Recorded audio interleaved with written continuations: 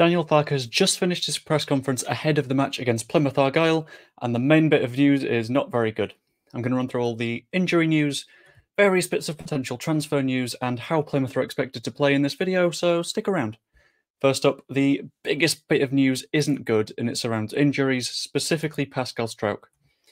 He'd reportedly been playing with a hernia for the past few weeks, and it just got worse and worse and worse. And after the match against Leicester City, it seems like he can't go on with it. He was sent down to London for a surgery to deal with it, and Farke said that he might be back soon after the international break, which tells me that he's not only going to miss Plymouth, he's going to miss a couple of matches on the other side of the break. Really hope he gets better, partially because I'm going to be there for the Swansea match for the first time in ages. Going to have some videos ready about that, but yeah, I hope he's back soon. That slightly changes up the potential lineup because we're likely to see Liam Cooper come in addition to that, we've also lost Charlie Cresswell. Not very good. He missed a fair bit of training because of personal reasons. Depending on those reasons, and Daniel Farke was completely right to not go into them, we might end up losing Cresswell for this match as well. So it's going to look like a back four of Byram, Rodon, Cooper.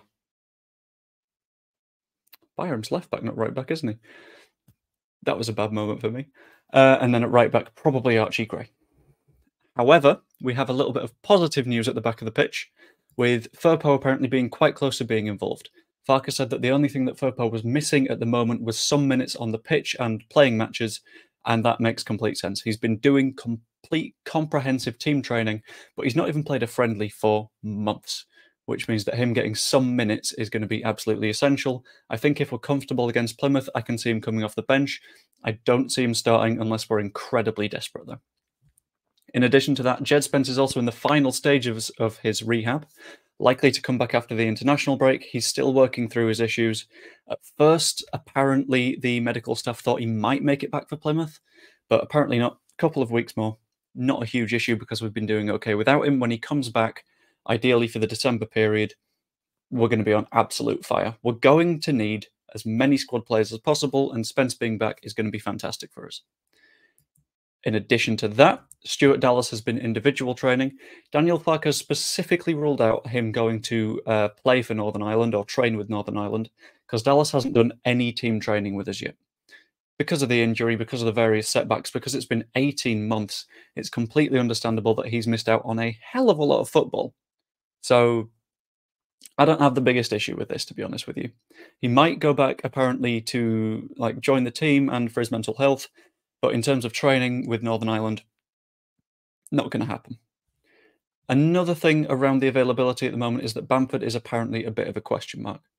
Can't quite remember why Daniel Farke said, I think it was a knock or something of that ilk. No, he was ill at the start of the week, sorry. But yeah, Bamford missed a couple of training sessions earlier in the week. I didn't see him starting this match anyway, but I feel like he'll end up on the bench if he was just ill at the start of the week, especially since a lot of what Bamford does is around the mental side of his game with clever movement, smart little runs. I think Bamford's likely to still be in the squad no matter what. Further injury good news, and it's not the biggest good news, but it's a little bit of something. Joe Gelhardt reportedly didn't need surgery on his injury, which is an absolute lifesaver.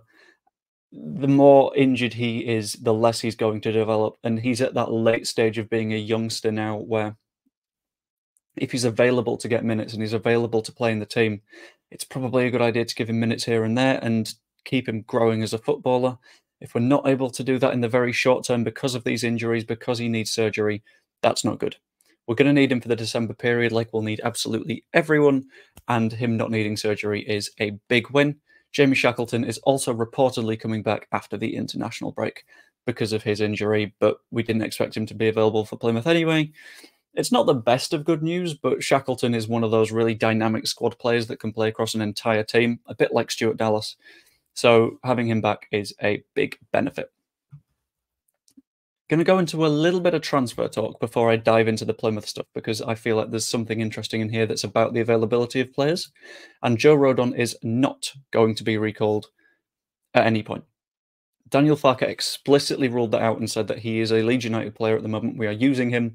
He's doing quite well here. And that is an absolute lifesaver for us. Joe Rodon has been a rock in that defence alongside Pascal Struijk. and alongside Graham Byram. That defensive unit is one of the best defensive units in the Championship. It held out Leicester incredibly effectively, and they had one real threatening shot, and it was clawed out by Meslier, who is, I guess, part of that defensive unit. A clean sheet against Leicester is nothing to be sniffed at, and Joe Rodon was a fundamental part of that. It's understandable that Spurs might be looking at him and going, he's destroying the Championship, he can do a job for us. But if we're able to hold on to him, and Daniel Farke was incredibly certain with saying that we're expecting to hold on to him, so there could be an argument for a permanent bid there. That definitely helps our push towards promotion, I feel. In addition to that, around the transfer talk, there was a bit of conversation about the Noiser on Nonto from Italy, asked, I think, by Graham Smith off the top of my head. But Farke was very, very quick to shut that discussion down. He specifically said as well that after September, he is really, really happy for a few months because there isn't transfer talk happening and there's not all these rumours flying around. And I totally get that from his point of view. Transfers aren't his problem. He's not the one that negotiates. He's not the one that makes the deals. He's just the one that gets the players and gets them to perform at their best. And when you're just talking about transfers all the time rather than the tactical stuff that you've done, I can see how that gets irritating. He's also said that he wants to focus on using the quality of players rather than speculating about their futures, and that makes complete sense. I back that, to be fair. We will probably get players in January. We might sell some players in January, but that's a problem for January, not right now. I say that, I guarantee I'll make videos about it if it happens. He also discussed a little bit about what to expect from Plymouth, and I think that it's going to be a very, very promising match for us based on all of this. Plymouth are a very active team that like to come at you. Despite just being promoted last season, they're not afraid of teams. They're happy to press, they're happy to have their shots, and they want to play on the front foot. They want to be protagonists, as a lot of managers put it. They were apparently fairly unlucky against Ipswich to not win or get points, and that makes me really annoyed because I would have liked them to do well against Ipswich too. But all of the news around the way that they play is very positive for our transitional approach. We score lots of goals when we counter-attack and when we press opponents high up and we win the ball. And the more aggressive their structure is, the less structured it's going to be, if that makes sense. The phrasing of that wasn't great, but it sort of worked. So if they're playing fairly loosely, then we're able to pick up the ball, counter with pace from Somerville, Rutter, James, Piru, and hopefully pull them apart a little bit. That's the dream. But that is basically everything that was of massive importance from Daniel Farke's conference against Plymouth. Let me know what you think in the comments down below. In addition to that, let me know what you'd like from matchday content in the comments down below, because I'm attending the Swansea match later on in the year. That should be very, very fun. I'm aiming to get a little bit of like pressy access, but we'll find out. It'd be very nice if I can do. Like the video and subscribe. I will see you later.